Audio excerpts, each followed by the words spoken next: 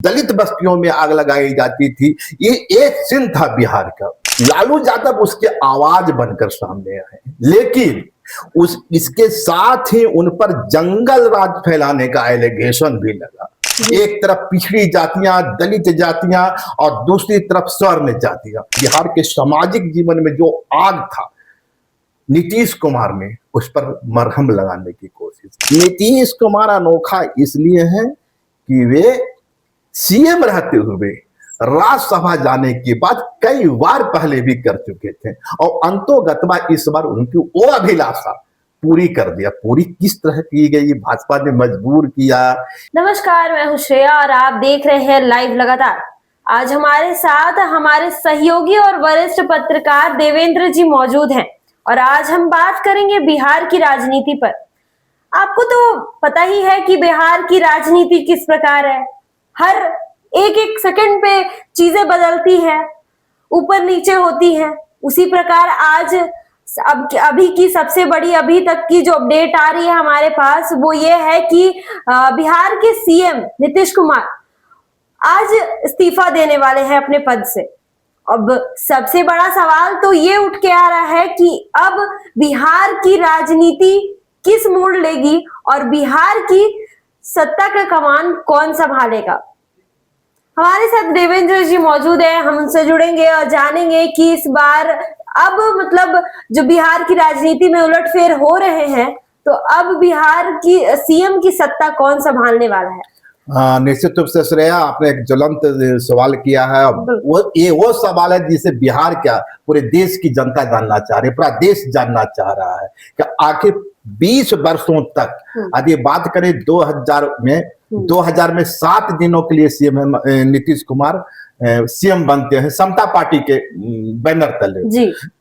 उस वक्त उनके पास विधायकों की संख्या पर्याप्त नहीं होती है, यानी उनके पास समता पार्टी के 34 विधायक होते हैं और भाजपा के 67 विधायक होते हैं। तो 67 और 34 को मिला दे तो 163 वो जो मैजिक फिगर है बिहार में सीएम बनने के लिए, उस तक ये नहीं पहुंच पाते। और अंतोगत्वा क्या होता है, 7 दिन के अंदर अंदर इन्हें इस्तीफा देना पड़ता है। उसके बाद एक केंद्र की राजनीति में लौट जाते हैं। केंद्र की राजनीति में लौट जाते हैं 2000 में। 2005 में एक बार फिर से वापसी होती है और सीएम के पद पर होती है। और इस बार जो बैनर होता है जदयू का होता है। पहली बार जो सीएम बनते हैं वो बनते हैं वो आपका समता पार्टी के। और 2005 में जब सीएम बनते हैं तब बनते हैं वे जदयू से। और 2005 से यदि जोड़ दिया जाए 2026 का, तो इस वक्त करीबन 20 वर्ष हो गए। 20 वर्ष से कुछ अधिक जो उनके सीएम रहते गुजारा है। बिहार की जनता को, चूंकि आप लोग की उम्र कम है तो वो दौर नहीं देखे होंगे जब बिहार 90 के पीरियड में किस दौर से गुजर रहा था। 90 और 90 का बाद का पीरियड जो था बिहार में एक भूचाल का पीरियड था।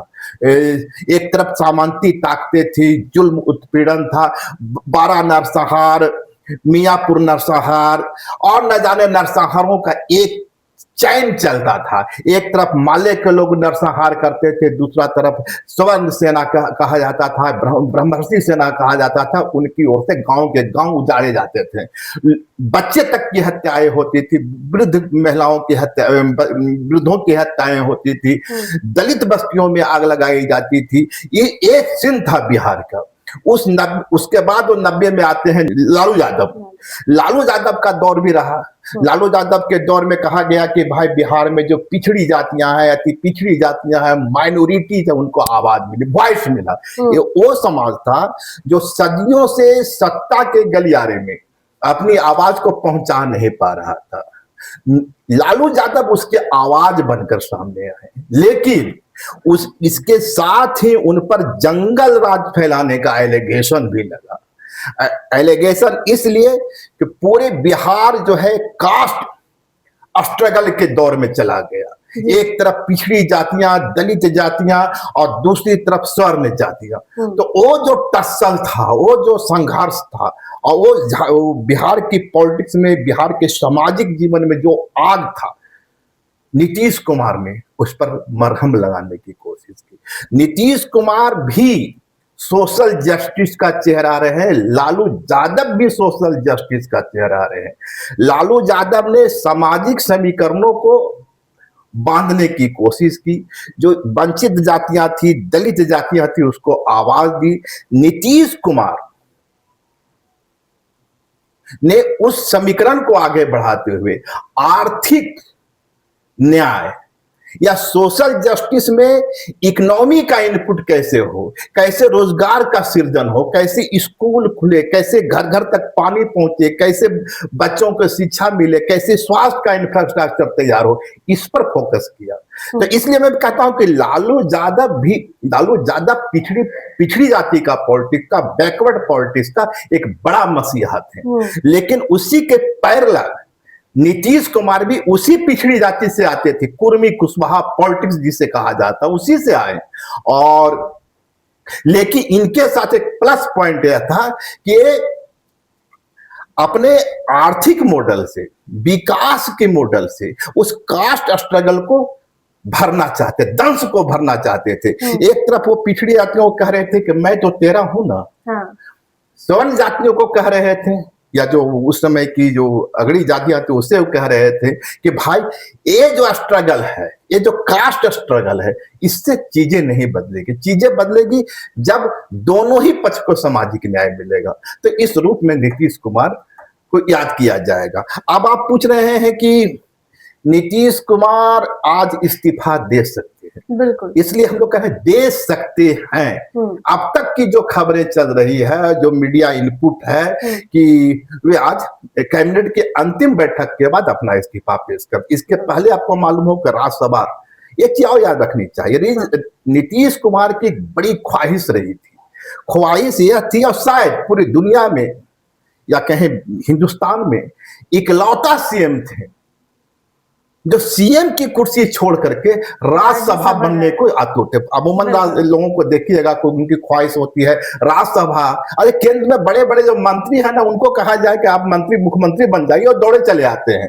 नीतीश कुमार अनोखा इसलिए है कि वे सीएम रहते हुए राज्यसभा जाने के बाद कई बार पहले भी कर चुके थे, और अंतोगत्वा इस बार उनकी वो अभिलाषा पूरी कर दिया। पूरी किस तरह की गई, भाजपा ने मजबूर किया, इसके पीछे कोई कंस्पायरेसी रची गई, या नीतीश कुमार की यह चाहत थी, या चाहत किसी बेबसी की नतीजा थी, किसी राजनीतिक मजबूरियों का नतीजा था, या इसके पीछे किसी एजेंसी का खेल था। ये तमाम खबरें बिहार की सियासत में तैर रहे हैं। लेकिन सच यह है कि आज से 2-3 दिन पहले इन्होंने राज्यसभा की सदस्यता ले ली है, और अब वे राज्यसभा के सदस्य हैं। विधान परिषद के सदस्य उन्होंने इस्तीफा दे दिया है, और आज जो कैबिनेट की अंतिम बैठक होगी उसके बाद वे इस्तीफा देंगे। अब आते हैं आपके मूल सवाल पर। मूल सवाल है अगला सीएम कौन। तो देखिए, इस 90 के दौर में लालू यादव आते हैं, और लालू यादव के पहले भी कर्पूरी ठाकुर हैं, और कई चेहरे आते हैं जो पिछड़ी जाति से आते थे और सीएम बने थे। लेकिन उनमें वो तेज, लालू यादव की वो प्रखरता नहीं थी। लालू यादव जिस ठेठ देसी अंदाज में बात करते थे, असीना ठोक के करते थे, किसी भी पिछड़ी जाति से आने वाले राजनेता ने उस दौर में, उस अंदाज में बात नहीं। और उनके बाद वो चीजें सीएम नीतीश ने ले ली, और उसके बाद नहीं, सीएम नीतीश एक बेहद शांत, संयमित, मृदुभाषी और कठोर निर्णय लेने वाले माने जाते हैं। नीतीश कुमार की स्टाइल ऑफ पॉलिटिक्स बिल्कुल अलग थी, लालू यादव की। नीतीश कुमार की बिल्कुल अलग थी। नीतीश कुमार डिसिप्लिन में विश्वास करने वाले राजनेता रहे हैं। नीतीश कुमार ने साफ किया कि क्रिमिनलाइजेशन, 3C से कभी समझौता नहीं होगा। वो था क्रिमिनल, पार्टी में किसी अपराधी को जगह नहीं दी जाएगी, अपराध को महिमा मंडित नहीं किया जाएगा। करप्शन, लालू यादव के राज में यही ना हुआ, कहा गया कि बहुत बड़ा करप्शन हुआ, चारा घोटाला जैसा कांड हो गया। इन्होंने कहा कि नो करप्शन, तो करप्शन पे कोई समझौता नहीं। कॉमनल पॉलिटिक्स भाजपा के साथ थे, सीएम भाजपा के सहयोग से दोनों बार बने, पर भाजपा का मूल एजेंडा क्या था? हिंदुत्व। नीतीश कुमार के तमाम भाषणों को सुन लीजिए, वे कटघरे में खड़ा कैसे करते हैं आरएसएस को, और आरएसएस मुक्त भारत बनाने के लिए सभी राज्यों का अभियान भी चला चुके थे। कह चुके थे कि आरएसएस ने भारत की आजादी में कोई योगदान नहीं दिया। तो भाजपा के साथ रहते हुए भी नीतीश कुमार अपनी जो क्रेडिबिलिटी है उसे कभी नहीं खोया। वही कारण है कि बिहार में मुस्लिम समाज, माइनॉरिटी, जब नीतीश कुमार भाजपा के साथ जाते थे तब भी माइनॉरिटी का एक खेमा उनको वोट देता था। इसलिए देता था कि उसे लगता था कि जब तक नीतीश कुमार है, भाजपा चाहे जितना भी पंख उड़ा ले, बिहार में कुछ होने वाला नहीं है, अंतोकतवा चलेगा नीतीश का। वो हुआ भी। 2 दशकों के अनवरत राज में नीतीश कुमार ने साफ कर दिया, इस बात को साबित कर दिया कि भाजपा के साथ रहते हुए भी पूरे दम और खम के साथ सेकुलर पॉलिटिक्स किया जा सकता है। तो ये तो हुई। अब है कि अगला सीएम कौन। मैं इसलिए इस सवाल पर आने से कतरा रहा हूं कि ये सवाल ऐसा है कि कौन बनेगा करोड़पति के तर्ज पर है, कौन बनेगा बिहार का सीएम। अभी मैं बात करूं, शुरुआती 10 नामों की मतलब व्याख्या हो रही थी कि कौन से 10 नाम आगे चल रहे हैं। नहीं, नाम तो बहुत चल रहे हैं। नाम तो पहला नाम जो सूची में है सम्राट चौधरी का, और मुझे लगता है, मेरी जो जानकारी है, मेरे पास जो इनपुट है, सम्राट चौधरी बिहार के नए सीएम होने वाले जा रहे हैं।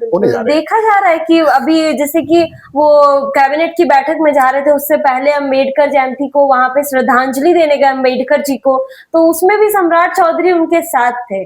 और कई मीटिंग्स भी मतलब हो रही है पार्टी के अंदर में, बहुत ज्यादा ही हलचल मची हुई है अभी बिहार में। निश्चित रूप से। तो मैं इसलिए, आपने कहा कि सम्राट चौधरी के साथ जा रहे हैं, सम्राट चौधरी के साथ बातचीत कर रहे हैं, और इसके पहले भी वो इशारा कर चुके हैं कि सम्राट चौधरी सीएम होगा, पर ये नीतीश कुमार है। बिल्कुल, मैं इसलिए कहता हूं ये नीतीश कुमार है। आज भले ही वह स्वस्थ हो गए हो, मानसिक स्थिति ठीक नहीं हो, उनके बारे में तमाम तरह की खबरें चल रही हो, पर ये नीतीश कुमार है, जिनके बारे में कहा जाता है कि जी सर में इस तरफ से आप काटी ढुकाइए तो इस तरफ से वह स्क्रू बनकर निकलेगा। नीतीश को समझना पूरे देश की सियासत में एक अजूबा पहली। नीतीश को यदि किसी ने समझा है तो खुद नीतीश ने समझा है। वो बायां हाथ से क्या करते हैं, दायां हाथ को पता नहीं रहता। यही कारण है संख्या बल में कम रहते हुए के बावजूद 2 दशक सीएम रहे, और इस कदर सीएम रहे कि भाजपा की छाती पर मूंग दलते रहे।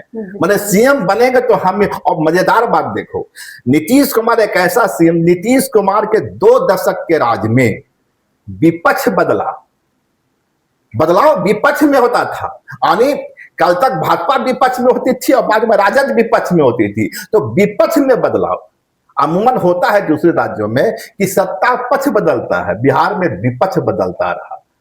जब ये चाहे कि मुझे राजद के साथ जाना है, राजद के साथ गए। जब इनको लगा कि मुझे भाजपा के साथ जाना है, भाजपा के साथ गए, और बखूबी बिहार की गाड़ी को उसी स्टाइल में ड्राइव करते रहे, स्मूथलेस। जब इन्हें भाजपा से खतरा नजर आया तो राजद में आ गए। राजद में आए तो कहें आरएसएस देश का दुश्मन है। जब भाजपा के साथ गए तब कहें कि इन लोगों ने कुछ किया है जी। 2000 के पहले बिहार में क्या था जी, ये नैरेटिव सेट किए, चारा घोटाला का नैरेटिव सामने लेकर के आए। तो मैं बात कर रहा था सम्राट चौधरी की, और सम्राट चौधरी के बारे में जितने कन्विंस आप हैं उतने ही कन्विंस हम हैं। पर मैं उस वक्त भी कन्विंस था जब उन्होंने, नीतीश कुमार ने तेजस्वी यादव को कहा था कि आप हमारे बाद यही ना संभालेगा जी। और उसके बाद क्या हुआ, तेजस्वी चले गए और उसके कुछ दिन के बाद ही पलटी मारती है। तो नीतीश कुमार के बारे में एक बात जो कही जाती है बिहार के सियासी गलियारे में कि जिसे वे आशीर्वाद देते हैं उनका राजनीतिक पतन हो जाता है। तो फिर भी बावजूद इसके इस बार लगता है कि सच्चे मन से भतीजा को साथ दिए। सच्चे मन से भतीजा को इसलिए कि आदित्य तेजस्वी यादव के साथ जाते हैं तो वो भी उनके भतीजे हैं, और बार बार तेजस्वी यादव को विधान सभा में कह चुके हैं कि तुम्हारी बोलने की हैसियत नहीं है, हम पर कुछ बोलेगा ना तो तेरा बाप बोलेगा। वो था नीतीश कुमार का रुतबा, कोई कुछ बोलता भी नहीं था क्योंकि उनका रुतबा ही इतना बड़ा था। सम्राट चौधरी ये शकुनी चौधरी के बेटे हैं। शकुनी चौधरी वो शख्स है जिसने नीतीश को नीतीश बनाया। नीतीश को नीतीश बनाने में शकुनी चौधरी की बड़ी भूमिका रही है। हालांकि नीतीश कुमार को जिसने भी बनाने की कोशिश की वो शरद यादव हो, जॉर्ज फर्नांडिस हो, शकुनी चौधरी हो, तमाम चेहरे राजनीति में ध्वस्त कर दिए गए। नीतीश कुमार इस खेल के भी माहिर थे। तो शकुनी चौधरी के बेटे हैं। शकुनी चौधरी बिहार की सियासत में कुशवाहा पॉलिटिक्स का एक बड़ा चेहरा। तो निश्चित रूप से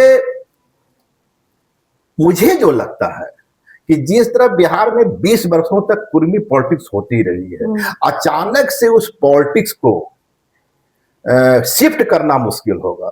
नीतीश कुमार की भी चाहत है कि भाई सम्राट चौधरी के बहाने या सम्राट चौधरी के चेहरे के सहारे उस कुर्मी कुशवाहा पॉलिटिक्स को साधा जाए, ताकि 2 वर्ष 3 वर्ष या जब भी चीजें ठीक ठाक हो, निशांत कुमार जो उनके बेटे हैं, जिनकी अभी एंट्री हो चुकी है, उसको लॉन्च तो वे हो चुके हैं, इस वोट बैंक को बचा के रखा जाए। तो नीतीश की तो एक चाहत है। भाजपा का संकट यह है कि भाजपा सोच रही है कि 2 दशक तक ये नीतीश कुमार, 1 दशक लालू यादव, माने 35 वर्षों तक बिहार की पॉलिटिक्स से अगली जातियां गायब है। कोई सीएम बनने का सपना भी नहीं देख रहा है। तो क्या ये अवसर नहीं है कि किसी स्वर्ण जाति से आने वाले चेहरे को सीएम की कुर्सी पर स्थापित कर दिया जाए? ये उनकी चाहत है। लेकिन नीतीश कुमार के रहते चाहत कितनी कब पूरा होगी, कितना पूरा होगा, एक बड़ा सवाल है। नीतीश कुमार की पूरी कोशिश है कि सम्राट चौधरी के सहारे उस कुशवाहा कुर्मी पॉलिटिक्स को बचाया जाए। और यदि ऐसा नहीं हुआ, यदि कुर्मी कुशवाहा पॉलिटिक्स को साधने की कोशिश नहीं हुई, तो जदयू के अंदर इस बात का खतरा है कि बगावत हो जाए। आने जदयू के जो 85 विधायक है उसमें मोस्टली जो है मोस्ट बैकवर्ड क्लास के हैं, ओबीसी के हैं, महादलित जाति से हैं। यदि आप किसी स्वर्ण जाति को सामने लाते हैं तो इनके अंदर जो बगावत होगी, ये इसमें से कुछ चेहरे तो चल जाएंगे भाजपा में, अब कुछ होता तेजस्वी यादव भी इंतजार कर रहे हैं। माने नीतीश गयो में सब खुश हैं। भाजपा इसलिए खुश है कि भाई 2 दशक तक मैंने नीतीश कुमार की पालकी ढोया है, और पालकी ढोने के बाद मुझे मिला क्या? नीतीश ने जो चाहा वो किया। तेजस्वी यादव और राजद को लगता है कि अब जो मौका है, अब जो चुनौती है, वो आमने सामने से भाजपा से फरियादे की। कहीं नीतीश कुमार हर बार बीच में दीवार बन जाते थे। और एक 15-16% वोट बैंक इनके पास था कि जिसके पक्ष में भी जाते थे पलड़ा उधर भारी हो जाता था। और बंदर वाली कहानी आप सुनते हैं, बंदर जब रोटी बांटता है तो बांटते बांटते पूरी रोटी खा जाता है। नीतीश कुमार बिहार की पॉलिटिक्स में यही करते हैं। तो एक तो सम्राट चौधरी हो गए, लेकिन नाम और भी चल रहे हैं। एक नाम है नित्यानंद राय का, यादव जाति से आते हैं, लेकिन यादव जाति पर गेम खेलना भाजपा के लिए थोड़ा मुश्किल है। और यादव जाति जब चेहरा आप सामने लाते हैं तो कहीं ना कहीं अब यादव जाति, जो तेजस्वी यादव का जो वोट बैंक है, उसमें सेंधमारी करने की स्थिति में तो जरूर होंगे, लेकिन आपका जो स्वर्ण मतदाता है वो ज्यादा नाराज होगा। बिल्कुल। तो इसलिए जो स्वर्ण मतदाता है उनकी समझ यह होती है कि कोई दलित आ जाए, कोई एक्सट्रीम बैकवर्ड क्लास का चेहरा आ जाए, ताकि उसको हैंडल किया जा सके। यादव जाति एक ऐसी जाति है जो किसी से हैंडल नहीं होती, एक मजबूत जाति है। और निश्चित रूप से समाज सोशल जस्टिस जो होता है वो यादवों में, सोशल जस्टिस की जो पॉलिटिक्स होती है वो यादवों में कुट कुट के भरी हुई है। तो एक खतरा है। तो शायद इसके लिए देखना होगा। एक नाम जो आ रहा है विजय कुमार सिन्हा का, भूमिहार जाति से आते हैं। तो मैं इसीलिए कह रहा था कि क्या भाजपा इस पर विचार नहीं करेगी कि 35 वर्षों के बाद, 40 वर्षों के बाद एक अवसर आया है जब बिहार में एक बार फिर से किसी स्वर्ण को सीएम बनाया जा सकता है। तो उस हालत से विजय कुमार सिन्हा एक चेहरा हो सकते हैं। दिलीप जायसवाल वैश्य जाति से आते हैं। वैश्य जाति से आने से फायदा यह है कि न स्वर्ण जाति इनका विरोध करेगी, न दूसरी पिछड़ी जातियां भी करेगी। वो उनकी पसंद हो सकते हैं, है ना। एक नाम जो है रेणु देवी, ये भी एक्सट्रीम बैकवर्ड क्लास से आती हैं और बिहार की उप मुख्यमंत्री रह चुकी हैं। तो ये महिला भी है, आधी आबादी को भी साथ सकते हैं, पिछड़ी जातियों की भी साथ सकते हैं। तो रेणु देवी भी एक नाम है। एक नाम जो है संजीव चौरसिया का, ये भी एक्सट्रीम बैकवर्ड क्लास है, इनका नाम भी चल रहा है। इसके साथ है एक नाम जो चर्चा में हाल तक रहा, हालांकि अब उस पर विराम लग गया, वो नाम था निशांत कुमार का, नीतीश कुमार के बेटे का। आदि नीतीश अड़े रहते हैं और जदयू से ही कोई सीएम बनता है तो उस हालत में निशांत को जगह मिली है ना। निशांत का नाम जिस तरीके से नीट जो का जो मामला आया था, जिसमें एक नीट बच्ची का जिसमें रेप के मामला आया था, उसके साथ जोड़ा जाता रहा है निशांत कुमार को। अब इसके बारे में थेसिस यह दी जाती है कि जदयू और भाजपा के ही कुछ लोग जानबूझकर नीट का मसला पे इस तरह उछाले हैं कि नीतीश कुमार मजबूर हो जाए निशांत को पीछे करने के लिए। यानी नीतीश कुमार ये जोखिम नहीं ले सके कि भाई निशांत जो है सीएम बनेंगे, इसलिए नहीं बनेंगे कि इनका नीट वाला मामला चल रहा है, एक लड़की का रेप का आरोप है, वो कितनी सच्चाई है, कितनी पॉलिटिक्स है जाने दें, परसेप्शन के बतौर ये खड़ा करने की कोशिश की गई है। भाजपा खेल सकती है, भाजपा खेलेगी नहीं इस पर, भाजपा इस मुद्दे को और उछालेगी। और जदयू के वो खेमा जो नीतीश चाहता, जो भाजपा के करीब है। हाँ। देखिए एक चीज याद रखें, जदयू में कम से कम अब 30% या 25% ऐसे विधायक हो गए हैं। हाँ। जो जीते तो है जदयू के टिकट पर उनके दिल में मोदी जी बस गए हैं, तो पार्टी तोड़ के तो चले जाएंगे। तो इन लोग की भी एक बारे में कहा जाता है कि एक कंस्पायरेसी यहां भी काम कर रही है। लेकिन फिलहाल मुझे नहीं लगता कि निशांत कुमार पर सहमति भाजपा देगी। इसलिए नहीं देगी कि 20 बरस नीतीश कुमार को ढोना, उसके बाद फिर से निशांत बेटे को ढोना, तो भाजपा पॉलिटिक्स करने चली है, कोई दुकानदारी तो खोली नहीं है, तो ये साफ नहीं होगा। कुल मिलाकर के यही जो नाम है, लेकिन मुख्य सवाल यह है कि बिहार का सीएम कौन। इसमें चंद नाम हम गिनाए हैं, लेकिन एक जोखिम है। जैसा कि आपने कहा कि सम्राट चौधरी रेस में सबसे आगे, मैं भी कह रहा हूं रेस में सबसे आगे हैं, लेकिन दो खतरे हैं। नीतीश कुमार जिसे भी रेस में आगे करते हैं, नीचे से पैर उसका काट देते हैं, इस कला में महारत हासिल है। भाजपा का तो फॉर्मूला है, बिल्कुल। जिनका भी नाम सुर्खियों में रहता है वो लिस्ट से पहले गायब होता है। तो एक खतरा सम्राट चौधरी पर मंडरा रहा है। तो उस हालत में देखना होगा कि बिहार का सीएम कौन। हम लोग कैलकुलेशन कर सकते हैं और सूत्रों के हवाले से जो खबरें सामने आ रही है उस आधार पर आकलन कर सकते हैं। और खबर यह है कि सम्राट चौधरी बिहार के नए सीएम बनने जा रहे हैं। नीतीश कुमार की कृपा दृष्टि प्राप्त हो चुकी है। आरएसएस जो भाजपा को संचालित करती है कहीं ना कहीं, उसकी भी कृपा दृष्टि प्राप्त हो चुकी है। लेकिन भाजपा का एक बड़ा खेमा समझता है कि इस पूर्वी कुशवाहा पॉलिटिक्स से बिहार को निजात कब मिलेगा और बिहार में अगला जो स्वर्ण सीएम होगा कब होगा, ये उसके अंदर बेचैनी है। इन तमाम बेचैनियों के बीच बड़ी बेचैनी जो यह है कि यदि नीतीश कुमार गए तो कुर्मी कुशवाहा वोट कहीं राजद की ओर शिफ्ट नहीं हो जाए, और यदि उस ओर शिफ्ट हो गया तो भाजपा, तो ऑपरेशन भाजपा 2029 में नहीं 2026 में हो जाएगा। ये खतरा मौजूद है और इस खतरा को रोकने के लिए भाजपा के लिए सम्राट चौधरी मजबूरी है। वही सम्राट चौधरी जो पगड़ी बांधकर घूमते थे कि नीतीश कुमार को सत्ता से हटा करने में, आज नीतीश कुमार का आशीर्वाद उसी के साथ है। अब ये तो नीतीश कुमार जब तक ये इस्तीफा नहीं देते तब तक तो कोई कह नहीं सकता कि वो एक सवाल और आता है। हाँ। जैसा कि आपने अभी भी कुछ देर पहले चर्चा की थी। हाँ। वो है कि नीतीश को नीतीश बनाने में लालू यादव की क्या भूमिका रही। बिल्कुल, ये सवाल आज ज्यादा महत्वपूर्ण है। ज्यादा महत्वपूर्ण इसलिए कि कुछ लोग सोचते हैं कि नीतीश और लालू की दुश्मनी है। इनकी दुश्मनी की चर्चा खूब होती है, इनकी दोस्ती की चर्चा बहुत कम होती है। यह सच है कि नीतीश कुमार जब भी संकट में रहे, बड़े भाई के रूप में लालू सामने, इस बार को छोड़कर। इस बार लालू ने कहा कि तुम समझ लो अपना जो तुमको करना है। लेकिन इसके पहले याद कीजिए 2000 में जो सीएम बने नीतीश कुमार 7 दिनों के लिए, तो निश्चित रूप से अपने बुत्ते बने होंगे। हाँ। पर बने क्यों?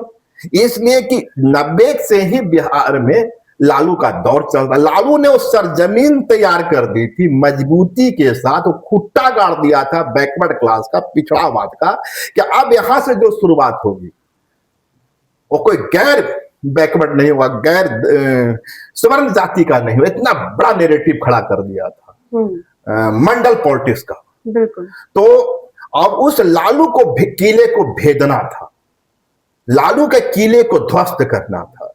तो लालू का किला किस आधार पर था?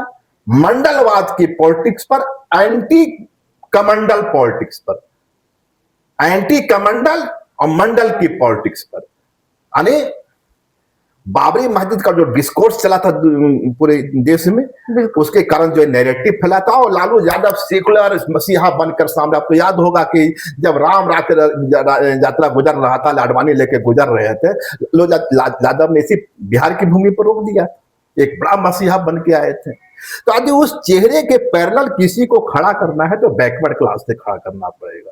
तो नीतीश कुमार उस वक्त भी भाजपा की मजबूरी थे, और भाजपा की मजबूरी इसलिए थे कि नीतीश कुमार ने एक परसेप्शन देश में या बिहार की सियासत में खड़ा कर दिया था। तो आप कह सकते हैं कि नीतीश को नीतीश बनाने में लालू यादव की भूमिका रही है। दूसरा चीज याद कीजिए, जब जीतन राम मांझी को सीएम बनाया गया 2015 की बात है, जब लोकसभा के बाद विधानसभा का चुनाव हुआ था, और जदयू भाजपा से अलग होकर चुनाव लड़ी थी और बहुत ही बुरी तरह पराजित हुई थी। उसके बाद नीतीश कुमार ने कहा था कि क्योंकि जनता ने मुझे रिजेक्ट कर दिया, इसलिए मैं सीएम नहीं बनूंगा, और इसी थेसिस पर उन्होंने जीतन मांझी को, महादलित समुदाय से आते हैं, सीएम की कुर्सी दे दी थी। लेकिन 2 से 3 महीना होते होते जिस जीतन राम मांझी को सबसे कमजोर कड़ी समझा जाता था, नीतीश कुमार भी मानकर चले थे कि अरे ये क्या करेगा, मुसर कम्युनिटी से आता है। उस जीतन राम मांझी ने दिखलाया था कि राजनीति करने की कला क्या होती है। तमाम उन अधिकारियों को जो दलित कम्युनिटी से आते थे, उसको उसने सेट किया। पूरा कैबिनेट, पूरी नौकरशाही जितना मांझी के हाथ में आ गई। नीतीश चाह करके भी जितना मांझी को हटाने की स्थिति में नहीं थे, और उस हालत में लालू यादव आए। कहा जाता है लालू यादव ने डांट पिलाई कि तुमने ये प्रयोग क्यों किया था, और आज जब फंस गए हो तो विलाप कर रहे हो। खैर, लालू यादव का एक जलवा था, उस जलवा के सहारे उन्होंने नीतीश को एक बार फिर से सीएम की कुर्सी पर ले लाया। तो आप कह सकते हैं नीतीश कुमार जो भी सीएम बने, 10 बार शपथ लिए उन्होंने, सही बात है, लेकिन इस 10 बार के शपथ में एक तो भाजपा का सहयोग रहा, भाजपा की बेबसी रही, सहयोग नहीं बेबसी, और नीतीश लालू का जलवा बिहार में रहा। उस जलवा का काट करने के लिए, उस जलवा को से टकराने के लिए बीजेपी के पास कोई चेहरा नहीं था सिवा नीतीश के। तो नीतीश भाजपा की मजबूरी थे, और नीतीश के पीछे लालू की ताकत थी, इससे कभी इंकार नहीं किया जा सकता। अब नहीं लग रहा है कि भाजपा जो है मजबूर है, अब सम्राट चौधरी को उतारने की तैयारी में है। फिलहाल अब तो भाजपा के ऊपर है, और साथ ही साथ नीतीश कुमार के ऊपर है कि कब तक वो, अगर मतलब बिहार की राजनीति है, कभी भी बदल सकती है। तो अब बिहार की राजनीति में देखना होगा कि सीएम नीतीश कब तक जो अपना इस्तीफा है वो देते हैं, और कब तक एक नए सीएम का चेहरा सबके सामने आता है। क्योंकि भाजपा भी अपना एक फॉर्मूला अपनाती है कि वो हर बार चौंकाने वाले फैसले लेकर आती है और सबको चौंका कर रख देती है। तो फिलहाल बिहार में सियासी हलचल जो है वो अपने चरम पर है। आने वाले कुछ दिनों में राज्य की राजनीति के लिए निर्णायक साबित हो सकती है। फिलहाल चेहरे बदलेंगे, समीकरण बदलेंगे, या फिर सत्ता या का संतुलन बदलेगा, ये तो अब देखने की बात है। और सबकी नजरें जो है बिहार की राजनीति पर टिकी है। अब देखना यह है कि कौन होगा बिहार का अगला सीएम, किसके सर सजेगा बिहार की सत्ता का ताज। ऐसी ही खबरों के लिए, ऐसे अपडेट्स के लिए बने रहे हमारे साथ। लाइव लगातार के वीडियो को लाइक करें, सब्सक्राइब करें